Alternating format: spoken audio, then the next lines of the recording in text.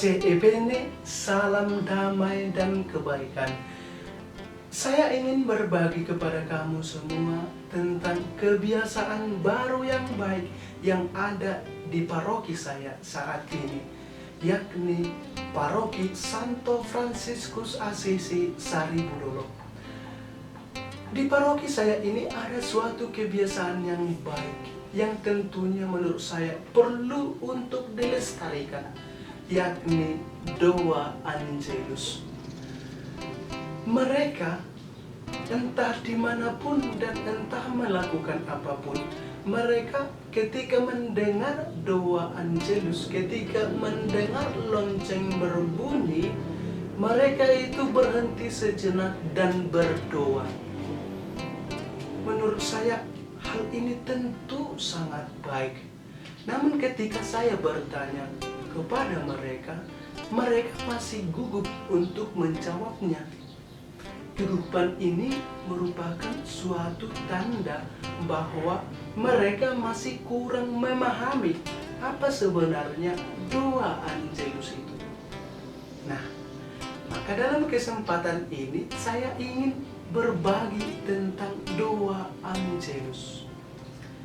Nah, kita berangkat dari asal katanya. Dari manakah atau mengapakah doa ini disebut doa Angelus? Nah, itu berasal dari kata pertama dari doa tersebut, yakni dalam bahasa Indonesia, Maria menerima kabar dari malaikat Tuhan. Namun dalam bahasa Latin itu dikatakan Angelus Domini Nunciavit Mariae. Angelus Domini Nunciavit Mariae. Maka kata pertama adalah Angelus. Itulah yang mendasari mengapa doa ini disebut doa Angelus. Sekarang tujuan dari doa Angelus ini adalah kita mengenangkan peristiwa paling penting dalam sejarah keselamatan. Peristiwa paling penting, yakni lahir, sengsara, dan bangkit. Itulah sejarah paling penting dalam karya keselamatan Allah. Namun kita jangan berpikir bahwa hanya ketiga inilah sejarah keselamatan. Tetapi di sepanjang hidup Yesus itu merupakan sejarah keselamatan. Ketika Yesus lahir, itu sudah merupakan pemenuhan sejarah keselamatan manusia. Ketika dia besar, ketika dia bersabda, ketika dia membuat mukjizat, itu merupakan suatu rangkaian karya keselamatan Allah.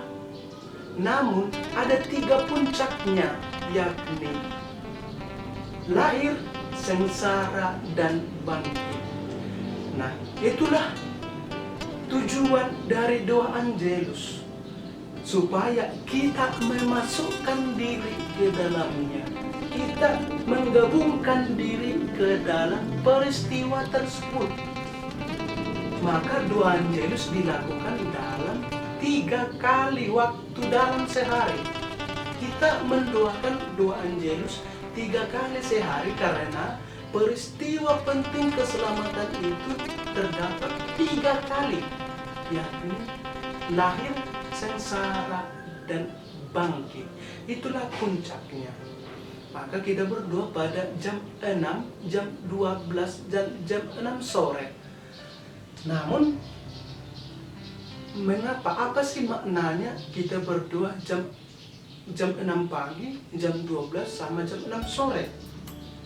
Nah, ketika doa Angelus yang kita doakan pada jam 6 pagi itu hendak menghormati kebangkitan Kristus. Kita mengawali hari kita dengan semangat kebangkitan. Mari kita ingat dalam peristiwa kebangkitan. Maria Magdalena itu menyaksikan kebangkitan Yesus pagi-pagi benar. Dia pagi-pagi pergi ke makam Yesus dan menemukan bahwa Yesus telah bangkit. Itulah makna dari doa pagi tersebut. Artinya kita mengawali aktivitas kita, kita mengawali segala pergumulan kita, perjuangan kita hari itu dengan semangat kebangkitan. Sedangkan jam 12 siang kita mengingat sengsara Kristus. Nah, di tengah kehidupan kita yang berat, di tengah aktivitas kita yang berat, di tengah pergumulan kita yang berat pada hari itu, kita diingatkan bahwa Yesus telah berkorban dan menderita untuk kita. Jadi, kita diberikan semangat, kita disemangati dalam menjalani hari yang berat ini. Itulah makna dari doa Angelus pada jam 12 siang. Sedangkan jam 6 sore, makna doa Angelus hendak mengatakan bahwa Allah senantiasa berserta kita dan bersama kita. Jam 6 itu hendak kita beristirahat. Di situ kita mengenangkan bahwa Yesus lahir ke dunia, Yesus berinkarnasi menjadi manusia. Kita meyakini, kita merasakan bahwa Allah tetap bersama kita sejak kita bangun sampai kita terlelap tidur. Itulah para saudara makna dari doa Angelus. Nah, mengapa lonceng? Mengapa selalu berbunyi?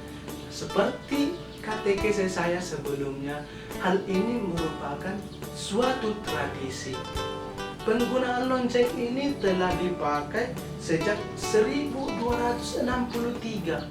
Nah, doa Angelus ini juga sudah ada sejak abad 13 di Eropa.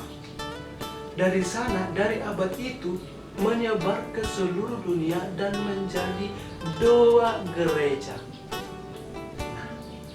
Semoga katekese ini berguna untuk kita semua. Pace e bene.